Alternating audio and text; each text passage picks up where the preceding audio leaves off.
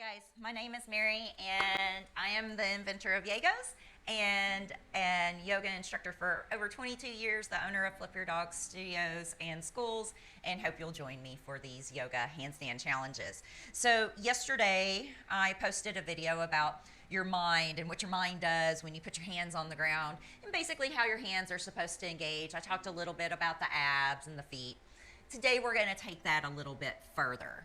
So one of the practices that you can try for a handstand practice, and it's one of my favorite for newbies, is allowing yourself to pull your knee into your chest. And what that does is that'll allow the hips to come over the shoulders a little more. So let's go over a little rewind of what I talked about the previous day. Fingers will be spread like starfish, shoulder distance apart, which is a little wider than your hips. So your fingers should be towards the edge of the mat. Hands are average anywhere from 9 to 12 inches off the wall to accommodate for forward motion. We are looking around this space on our mat rather than in between our hands, so it gets our head more neutral and gets the activation of the upper abs more engaged. Remember, we need to feel it in our solar plexus as much, if not more, than we do our lower body, because this is what's closer to the floor. Yesterday, I also talked about what your mind says as soon as you put your hands down. That's always going to be a challenge. If you make it safe and go in a speed that is comfortable for you, then you should be okay. If you are still scared and you are still fearful but determined, focus on the breath. Focus on the inhales and the exhales. The muscles that are engaging as you inhale and exhale will assist with the lifting and the stabilizing of the posture.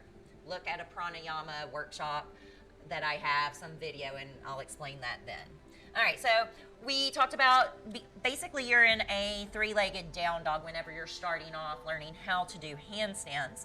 And yesterday, the new to handstand, I was having you just maybe rock forward a little bit, lift up, and then maybe kick that leg up a little bit. Notice this leg lifting into the air.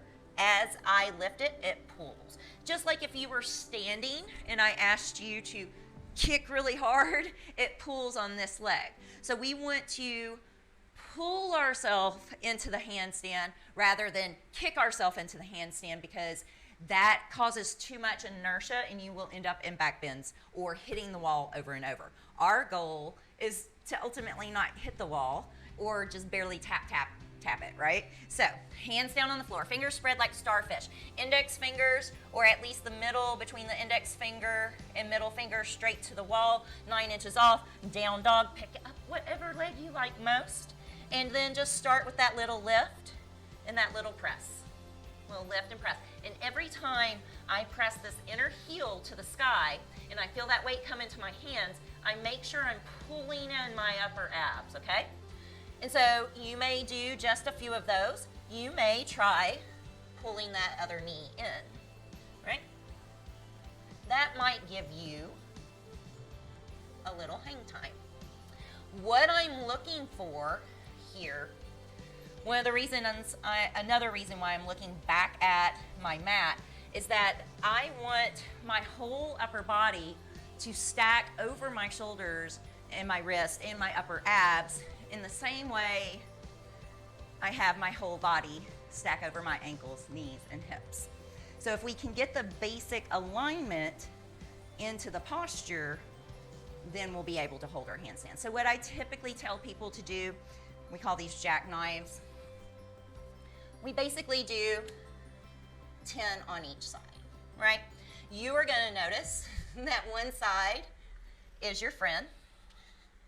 It's much easier to do when you're not videoing and talking. Imagine breathing for yoga, right?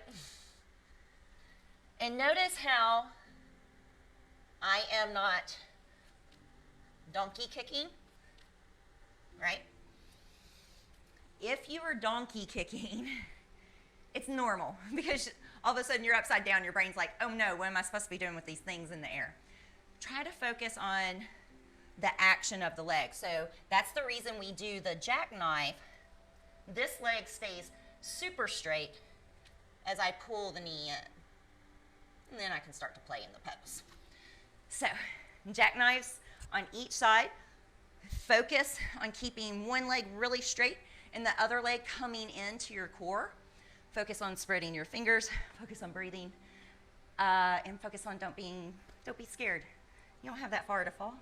It's only like what, like 8-9 inches? You're gonna be okay. I've been okay, no permanent damage. Hope you enjoy the handstands, guys. See you tomorrow.